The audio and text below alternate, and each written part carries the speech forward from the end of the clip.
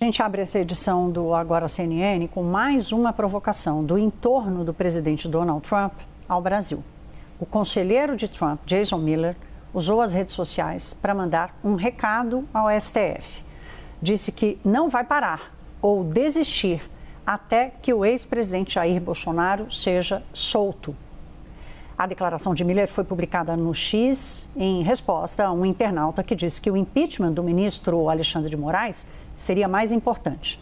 Jair Bolsonaro está em prisão domiciliar desde a última segunda-feira. Alexandre de Moraes justificou sua decisão sob a alegação de que o ex-presidente havia praticado reiterado descumprimento das medidas cautelares que também foram impostas pelo ministro. Vamos lembrar, Alexandre de Moraes já recebeu a sanção do governo americano pela Lei Magnitsky e teve vistos dele e de sua família revogados para a entrada nos Estados Unidos. A gente já começa recebendo a nossa analista de Brasília, Luísa Martins, que participa dessa edição com a gente. Ei, Luísa, boa tarde para você. Minha querida, mais uma provocação, né? Ontem a gente trouxe aqui também um assessor, na verdade, mais do que um assessor, um funcionário da Secretaria de Estado dos Estados Unidos, que vamos tratar já já. Mas vem mais essa, né? Lembrando, quero que você lembre também, Luísa, que o Jason Miller, lá em 2021, ele veio ao Brasil participar de uma conferência da direita, organizada pelo Eduardo Bolsonaro, e foi retido no aeroporto pela Polícia Federal, teve que prestar depoimento, ficou em silêncio, pôde voltar aos Estados Unidos, isso tudo no inquérito da apuração, eu já nem lembro mais de qual caso, mas envolvendo tantos problemas e tantas coisas que aconteceram no Brasil, mas certamente ele teve que enfrentar um depoimento da Polícia Federal lá em 2021 e agora vem com essa declaração que é em tom bastante de ameaça, né? Boa tarde para você.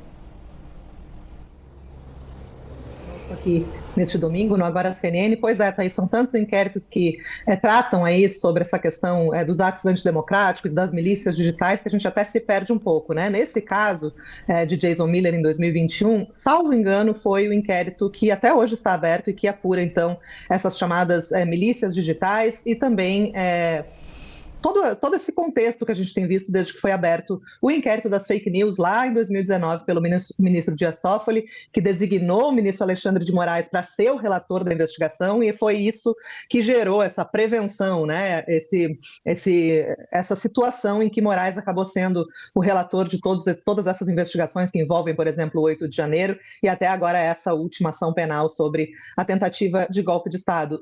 Jason Miller, Thaís, é uma das pessoas mais próximas do presidente Donald Trump. Quando teve a prisão domiciliar decretada, o ex-presidente Jair Bolsonaro teve a prisão domiciliar decretada na noite de segunda-feira passada, Jason Miller foi um dos primeiros a republicar conteúdos nas redes sociais, no X, né, o antigo Twitter, o que mostrou que ele está, de fato, acompanhando em tempo real tudo o que acontece, todas as decisões que têm sido proferidas pelo Supremo, especialmente nessas investigações envolvendo o ex-presidente Jair Bolsonaro, um aliado de primeira ordem, né, de Donald Trump, e também a decisão mais recente do Supremo em relação à regulamentação, né, responsabilização das chamadas Big Tech. Do Supremo, né, Thaís, já era esperado um aumento dessas sanções com a prisão domiciliar de Bolsonaro. As sanções, a Lei Magnitsky, né, e até o anúncio da suspensão dos vistos, havia sido até anterior a esse momento. Foi no momento em que Bolsonaro teve a tornozeleira eletrônica instalada e aquelas outras medidas cautelares de proibição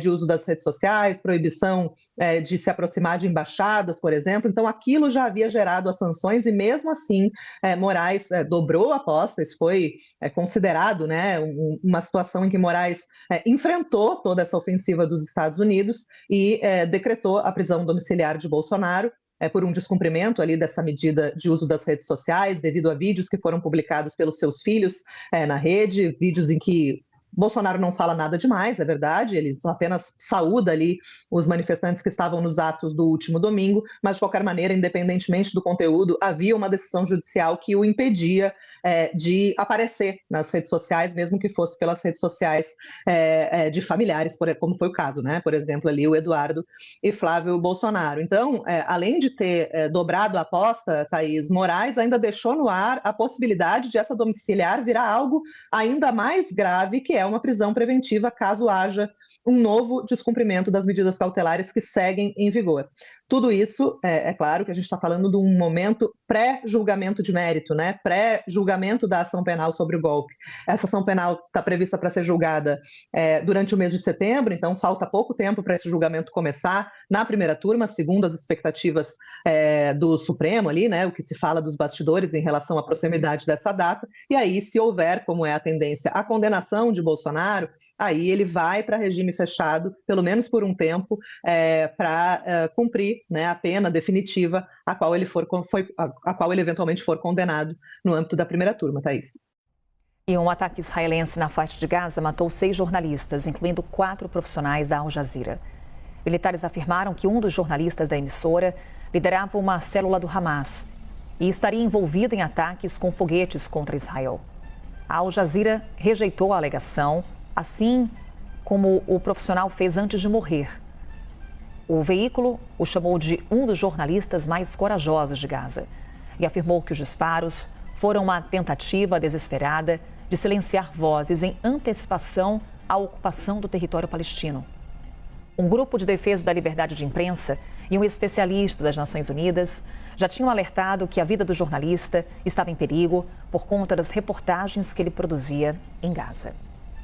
São 7 dias já aí do início do tarifaço. Hoje tem uma reunião entre Lula, o presidente Lula, e o vice Alckmin. Essa reunião que deve finalizar, então, um plano de ajuda para os setores que estão sendo mais afetados por esse tarifaço, né, Tayane? Bom dia para você.